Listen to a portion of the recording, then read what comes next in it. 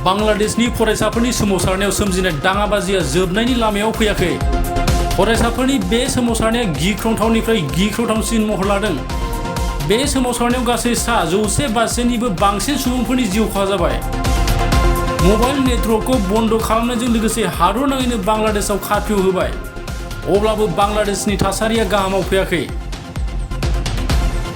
Police थानानि गासै हाथियारफोरखौबो सोमावसारगिरिफ्रा लुथिदों आरो गाग्लोबनायजों लोगोसे जोबथेसालिनि गासै 822 दायनिगिरिफोरखौ उदां खालामदों।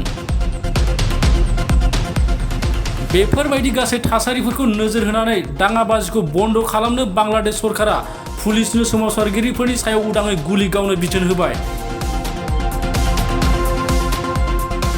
बे समाव बांलादेशनि थासारिया गाज्रिनिफ्राय गाज्रिसिन लामायाव फैदों। फरायसाफोरनि बे सोमावसारनाया गिख्रंथावनिफ्राय गिख्रंथावसिन महर लादों। बे सोमावसारनायाव गासै 152निबो बांसिन सुबुंफोरनि जिउ खहा जाबाय। मबाइल नेटवर्कखौ बन्द खालामनायजों लोगोसे हादरनाङैनो बांलादेशआव कारफिउ होबाय। अब्लाबो बांलादेशनि थासारिया गाहामाव फैयाखै।